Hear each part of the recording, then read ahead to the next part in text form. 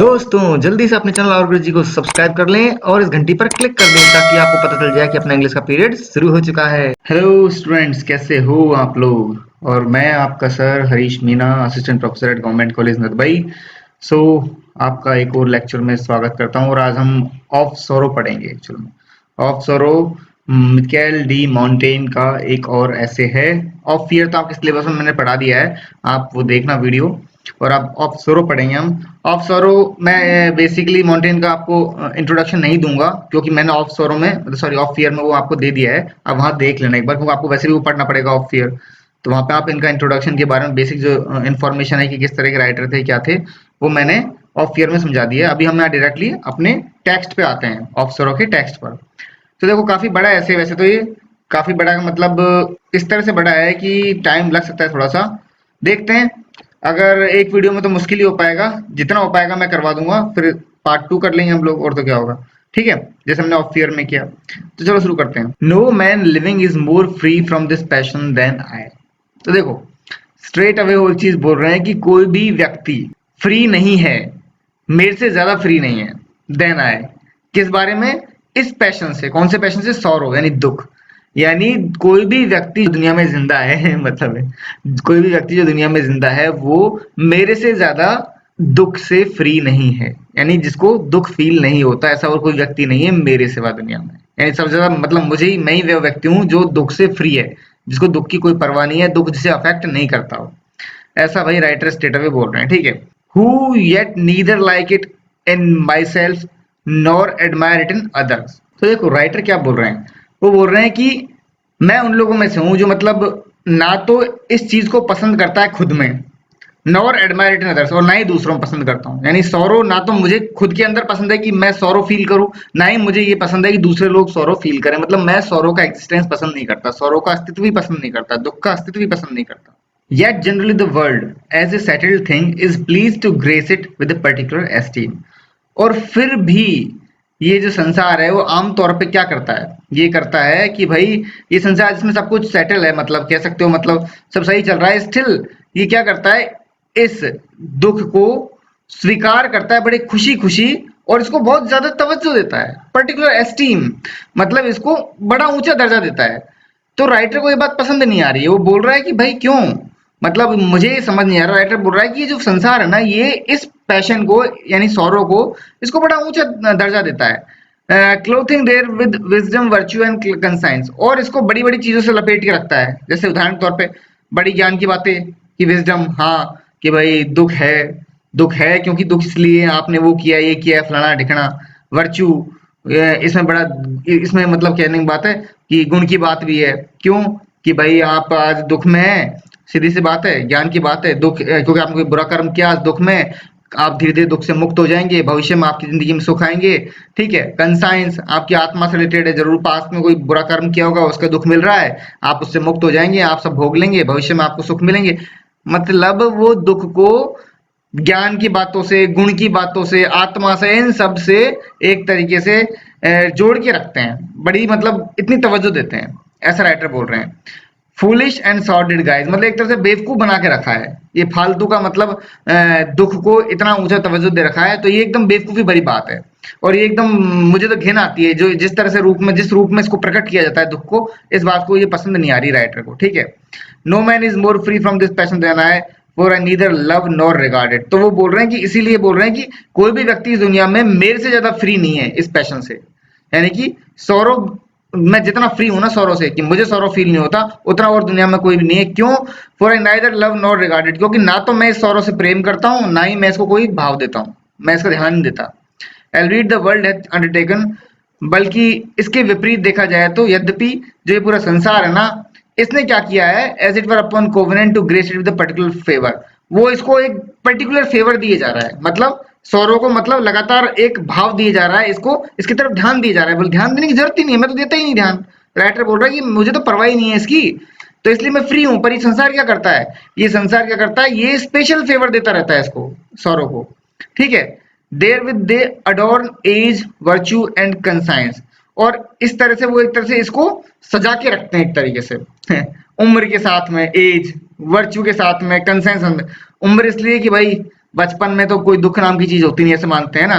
फिर जैसे जैसे जवानी आती है तो आप उस एज में प्रेम में पड़ जाओगे, या फिर ऐसी कोई चीज होगी जिसके दुख में आप पड़ जाओगे। बुढ़ापे में आप अपने शरीर के दुख से पीड़ित रहोगे। तो मतलब वो गुण, उम्र और आत्मा, इन सबसे रिलेटेड रखते हैं दुख को एक तरीके से। हम मानते हैं दुनिया में सुख और दुख है, तो अक्सर हम दुख को उस तरह से ट्रीट करते हैं कि दुख एक बुरा एलिमेंट है, परंतु हम ये भी देखते हैं कि दुनिया में सुख और दुख दोनों होना जरूरी है, क्योंकि अगर सुखी सुख चलेंगे तो आप बोर हो जाओगे, दुख होंगे तभी आप लाइफ को एंजॉय कर पाओगे। तो मतलब ये चीज, हम ये ज्ञान की बातें दुख के साथ जोड़ के रखते हैं, जो कि हमको नहीं रखनी चाहिए, ऐसा राइटर बोल रहे हैं। ठीक है। ओ फूलिश एंड बेस ऑर्नामेंट, तो बोल रहे हैं कि ये देखो कितनी बेवकूफी भरी और बिल्कुल बेतुके चीजें हैं जो दुख के साथ में जोड़ रखी हैं, इसको बड़ी साज सजावट करके रखते हैं दुनिया वाले। अब आगे देखो, the Italians have more fitly baptised by this name. मतलब वो इटालियंस की बात कर रहे हैं, जो इटली के जो लोग हैं ना, उन्होंने खुद को इस चीज से दूर रखा है। फिटली बैप्टाइज मतलब कह सकते हैं वो मुक्त रखते हैं खुद को दुख से, वो दुख को बिल्कुल भाव नहीं देते। वो इस नाम, ये जो नाम है कौन सा, सौरो, इससे खुद को दूर रखते हैं, एक तरीके से फ्री कर रखा है उन्होंने। मैलिटी for it is quality always heartful always idle and vain, क्योंकि उनका मानना है कि भाई ये वो क्वालिटी है जिसमें आप हमेशा चोटिल होते हो, आपको महसूस होता है, आपको चोट लगती है, आपको दुख महसूस होता है, आपको संताप महसूस होता है। Always idle and on vain as being cowardly mean and base, it is by the Stoics expressly and particularly forbidden to their sages. देखो, जिस तरह से दुख क्या करता है, इसकी इसकी खास ये क्वालिटी है कि आपको हर्ट करता है। ठीक है। साथ में दुख का, अगर आप बोलते हैं दुख मनाना किस चीज का, अब दुख कब करते हैं हम लोग, जब कोई चीज घटित हो जाती है, तो बोलते हैं ना फालतू में क्यों दुख मनाना, अब जब हो ही गया है, अब वो चीज लौट के तो आ नहीं सकती, कोई भी चीज हो फॉर एग्जाम्पल। तो ऑलवेज आइडल एंड वेन, यानी दुख मनाना हमेशा व्यर्थ में जाता है एक तरीके से, यानी व्यर्थ पे आप विलाप कर रहे हो। ठीक है। एंड इज बीइंग कवर्डली, और ये हमेशा ऐसा लगता है जैसे कि आप बहुत कायर व्यक्ति हो, जो एक ऐसी चीज के पीछे, या फिर कोई उदाहरण के तौर पे कोई दुनिया से गुजर गया तो हम उस पर दुख मना रहे हैं, तो आप कायर नजर आते हो कि आप दुनिया की रियलिटी को एक्सेप्ट नहीं कर रहे हो कि जो आया है वो तो जाएगा ही। या कोई चीज आपकी खो गई है तो आप दुख मना रहे हो, तो आप ये एक्सेप्ट नहीं कर रहे हो कि चीजें तो सिर्फ मटेरियल चीजें होती है दुनिया में, जो कि आपको दूसरी मिल जाएगी, आज नहीं तो दूसरी ले आओगे। तो कोई भी चीज हो उस पर दुख मनाना एक तरह से व्यर्थ माना गया है, और ये माना गया है कि ये आपकी कायरता को दिखलाता है। मीन एंड बेस, बेकार है फालतू में दुख मनाना। तो देखो, it is by the Stoics expressly and particularly forbidden to this disease. यहाँ तक कि स्टोइक्स जो हैं, स्टोइसिज्म एक्चुअल में एक तरह की आप बोल सकते हो एक थ्योरी है एक तरीके से, एक फॉलोअर्स होते हैं इसके, है ना, स्टोइसिज्म के। तो स्टोइसिज्म ऐसा होता है कि आप सारे इमोशंस से बाहर होते हैं, इमोशंस आपके कंट्रोल में होते हैं, कह सकते हो आप ऐसे, ये ज्यादा कहना बेटर होगा कि इमोशंस को आप अपने कंट्रोल में रखते हो। जो स्टोइक्स होते हैं ना, वो ये मानते हैं कि सुख दुख हर तरह का इमोशन उनके खुद के कंट्रोल में है, वो इस चीज के फॉलोवर हैं स्टोइक्स, है ना। तो यहाँ तक कि जो स्टोइक्स है ना, उनको भी खास तौर पे बोला गया है कि भाई दुख से तो दूर ही रहना है, यानी कि it is by the Stoics expressly and particularly forbidden to their sages, यानी कि स्टोइक्स को भी, उनके जो संत महात्मा जो भी होते हैं, स्टोइक्स के जो टीचर वगैरह हाई मतलब लीडर्स होते हैं, वो भी जो संत वगैरह होते हैं, उन्होंने भी बोला गया है अपने फॉलोअर्स को भाई कि दुख से तो बिल्कुल कंप्लीटली दूर रहना है, इसको बिल्कुल अंदर नहीं आने देना अपनी लाइफ में, ये बिल्कुल फॉरबिडन है, इसको बिल्कुल मना है। आप बाकी इमोशंस के ऊपर कंट्रोल रखते हो, बात ठीक है, परंतु दुख से तो दूर ही रहना है, ये फॉरबिडन है, आपकी लाइफ में आना ही नहीं चाहिए, सीधी सी बात ये है। ठीक है।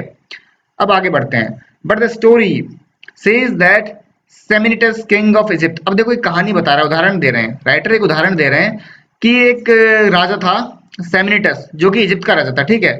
वो हरा दिया गया, being defeated taken prisoner by Cambyses king of Persia. अब पर्शिया का जो राजा, पर्शिया मतलब ईरान, आज के टाइम में ईरान को बोलते हैं ना, मतलब आज ईरान बोलते हैं, पास्ट में उसको पर्शिया बोलते थे। ठीक है। तो पर्शिया के राजा कैम्बाइसिस ने इजिप्ट के राजा सेमिनिटस को हरा दिया, और क्या कर लिया, कैदी बना दिया, प्रिजनर बना लिया। ठीक है। Seeing his daughter, his own daughter pass by him as prisoner and in a raised habit, और फिर क्या हुआ, जो ये सेमिनिटस है, इसने अपनी बेटी को देखा, क्योंकि फैमिली भी बंदी बना ली गई एक तरह से, तो बेटी को देखा कि वो कैदी के रूप में जा रही है, गुजरती हुई, देखा है ना, कैदी के रूप में देखा इसने अपनी बेटी को। एंड इन रेस्ड हैबिट, और वो किस तरह का काम कर रही है, with a bucket to draw water, पानी खींचने का काम कर रही है। अब राजा की बेटी पानी खींचने जाएगी तो राजा को तो दुख होना चाहिए बहुत भयंकर वाला, कि उसकी बेटी की देखो क्या कंडीशन हो गई, अब मैं हार गया हूँ युद्ध में, तो घर वाले भी इस तरह से बंदी हो गए और ऐसे काम करने पड़ रहे हैं उनको। ठीक है।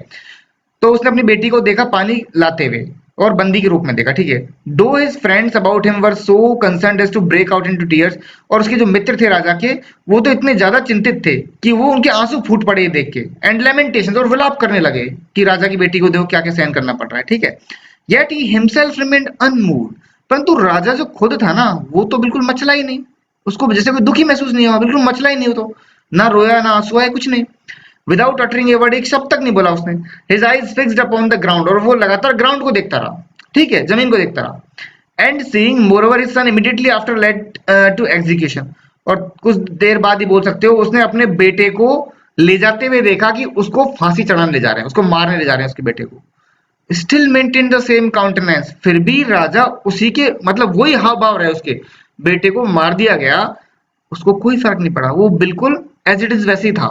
मतलब दो इतने बड़े दुख उसके सामने आ गए, बेटी की हालत वैसी देख ली, बेटा तो मरने जा रहा था, मतलब उसको मारा जा रहा था, उसको फांसी पे ले जा रहे थे, है ना, और तब भी वो बिल्कुल नहीं मचला। Till spying at last one of his domestic and familiar friends dragged away amongst the captives, और फिर आखिर में उसने पाया कि उसका एक घरेलू मित्र या फिर जान पहचाना जो मित्र था, उसको घसीट के ले जाया जा रहा था। मतलब वो भी कैदियों में था, उसको ले जा रहे थे पकड़ के। He fell to tearing his hair, और फिर क्या हुआ, एंड बीटिंग हिज ब्रेस्ट, वो मतलब एकदम रो पड़ा। He fell to tearing his hairs and beating his breast with all the other extravagance of extreme sorrow, वो अचानक ही अपनी छाती पीटने लगा, बीटिंग हिज ब्रेस्ट, अपनी छाती पीटने लगा और जोर जोर से रोने लगा, अपने बाल नोचने लगा और रो पड़ा, मतलब एक तरीके से। With all the extravagance of extreme sorrow, मतलब दुख में इंसान जो जो कर सकता है ना सब करने लगा, छाती पीटने लगा, बाल नोचने लगा, जो भी है वो मतलब जोरदार तरीके से चिल्ला पड़ा, रोने लग गया। ठीक है, अब देखो, story that may very fitly be coupled, ऐसी एक और स्टोरी जो बिल्कुल फिट होती है ना, with another of the same kind, इसी तरह की जैसी ऊपर सुनाई है ना हमने, इसी तरह की एक स्टोरी मैं सुनाता हूँ ऑफ रिसेंट डेट। ये थोड़ी सी पास की है, राइटर बोल रहे हैं ये थोड़ा पुरानी टाइम की थी स्टोरी जो भी सुनाई, ये थोड़ी उससे कम मतलब पुराने टाइम की है, थोड़ी पास की है, ठीक है। Of a prince of our own nation, की हमारे देश का एक राजकुमार हुआ करता था, हु बीइंग एट ट्रेंट, टू ट्रेंट एक जगह है वो वहां पर था, and having news there brought him of the death of his elder brother, और उसको न्यूज मिली कि उसके बड़े भाई की मृत्यु हो गई है। A brother on whom depended the whole support and honour of his house, एक ऐसा भाई जिसपे पूरे के पूरे परिवार का सम्मान और सहारा टिका हुआ था, वो भाई मर गया, उसको ऐसी खबर मिली, ठीक है। And soon after of that of younger brother, और थोड़ी देर बाद में उसको दूसरी खबर मिली, उसकी छोटा भाई भी मर गया, second hope of his family, उसकी फैमिली की जो दूसरी उम्मीद थी वो भी चल बसा। And having withstood these two assaults with an exemplary resolution, और वह ये दोनों के दोनों दुख, ये टू असॉल्ट्स, इन दोनों दुखों को एकदम एग्जाम्पलरी रेजोल्यूशन, मतलब ऐसा दृढ़ निश्चय के साथ में सहन कर गया वो, एक तरीके से आप बोल सकते हो, यानी उसने इन दोनों दुखों को मतलब झेल गया, विदस्टूड, ही वाज विदस्टूड, वो झेल गया, खड़ा रहा, वो झेल गया इन दोनों दुखों को, एक तरीके से एक बहुत ही खतरनाक मतलब जबरदस्त एक उदाहरण देने वाले दृढ़ निश्चय के साथ में दोनों दुखों को झेल गया। One of his servants, happening a few days after to die, he suffered his constancy to be overcome by this last accident. और एक उसका एक नौकर था जो कुछ दिनों बाद में क्या हुआ, उसकी मृत्यु हो गई, और फिर he suffered his constancy to be overcome by this last accident. अब उसने जो अभी तक जो अपना हाव भाव बिल्कुल एकदम कंट्रोल में कर रखा था, जो अभी तक वो कोई मतलब दो इतने बड़े सदमे लगे उसको, उसके बावजूद भी वो नहीं रोया, कोई उसने एक्सप्रेशन नहीं दिए।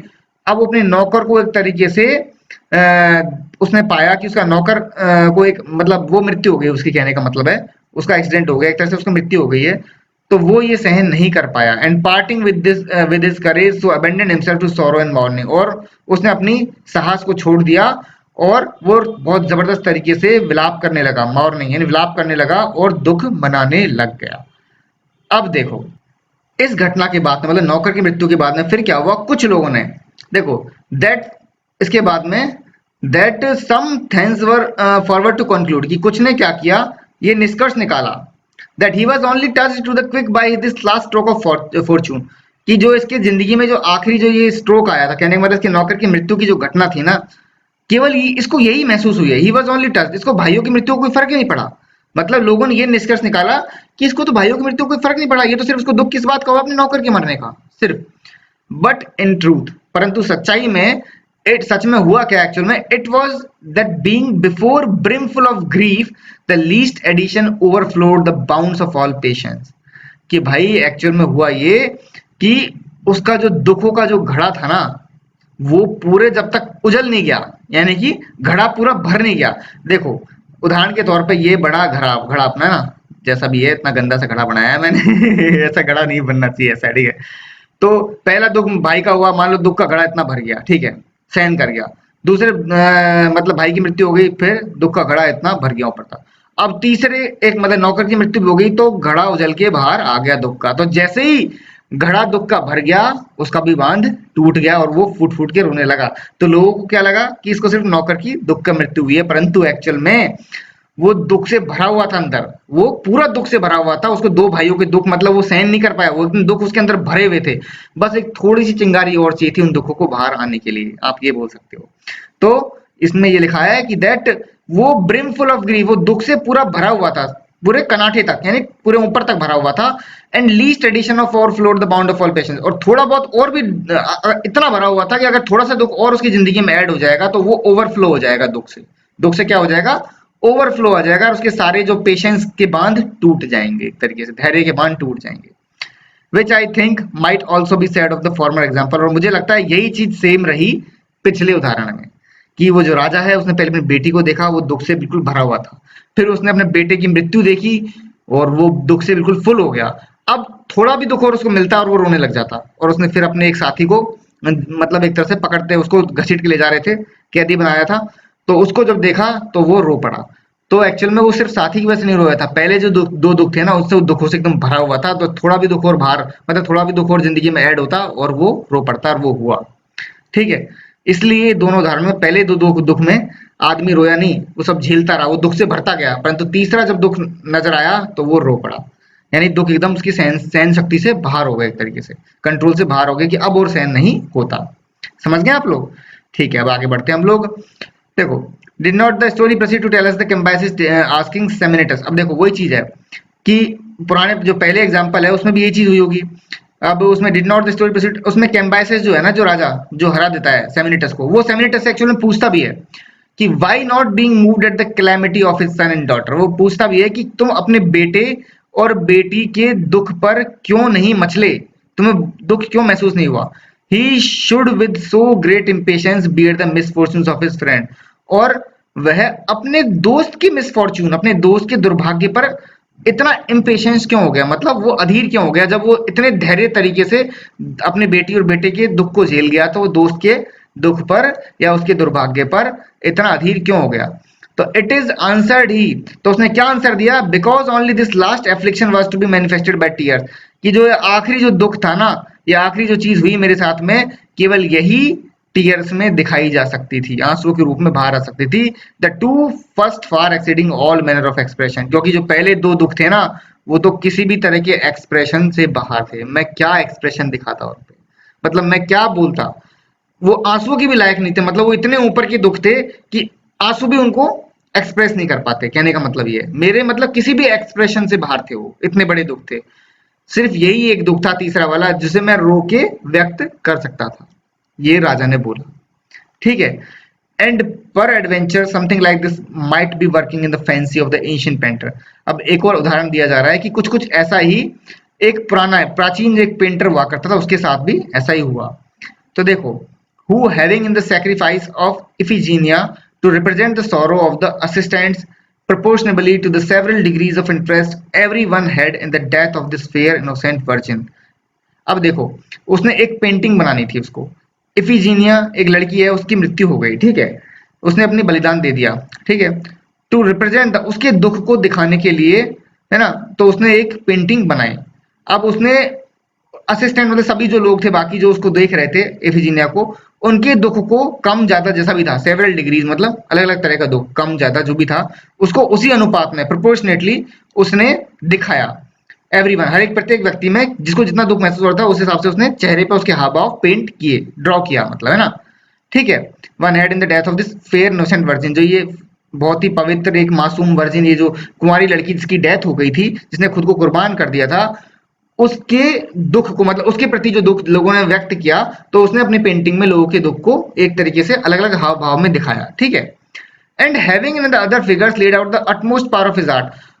अब when he came to that of her father, परंतु जब सभी फिगर्स उसने बनाए, है ना, अपनी कला की पूरी शक्ति से, साथ में एक तरीके से utmost power of his art, उसने अपनी कला की क्षमता से सभी के हाव भाव दिखा दिए। पर when he came to that of her father, परंतु जब उसके मैंने उसके फादर को, उसके पिता को एक तरीके से जब पेंट करने लगा, है ना, पेंट करने लगा, तो he drew him with a veil over his face, तो उसने उसको बनाया, कैसे बनाया?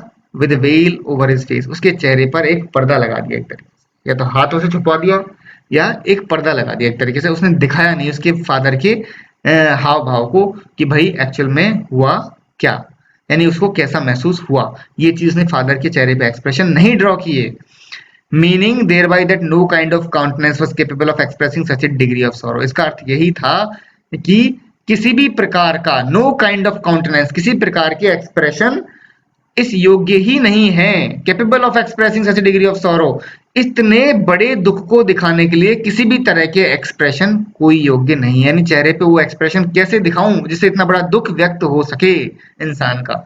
मतलब वही चीज है कि जब दुख इतना बड़ा हो जाए कि एक्सप्रेशन ही छोटे पड़ जाएं, तो उस दुख को कैसे व्यक्त किया जाए। वही घटना पहले दो लोगों के साथ में हुई कि दुख इतने बड़े थे कि वो एक्सप्रेस भी नहीं कर पाए बेचारे। ये भी इसी बात में इन्होंने पेंटर ने दर्शाया कि आम लोगों के दुख तो मैंने दिखा दिए, क्योंकि उनके लिए वो दुख इतना बड़ा नहीं होगा, तो उनके चेहरे पे तो मैंने दुख दिखा दिया कि कैसा कैसा दुख महसूस हो रहा था, परंतु जब फादर का दुख तो कितना बड़ा होगा उसको मैं कैसे दिखाता, इसलिए मैंने उसका चेहरा ढक दिया। ठीक है, which is also the reason why the poets feign the miserable mother Niobe। और इसी वजह से जो कवि है ना, उन्होंने अक्सर जो एक बहुत ही मतलब दयनीय स्थिति में थी एक माँ जिसका नाम है न्यूबे, उसने जब अपने पहले 7 बेटों को खो दिया तो उसके दुख को भी पोएट नहीं दिखा पाया एक तरीके से। And then afterwards his man daughter, और इसके बाद में इतनी उसने बेटियां भी खो दी एक तरीके से, तो मतलब वो दुख से इतनी भर गई कि क्या दिखाते उसका दुख।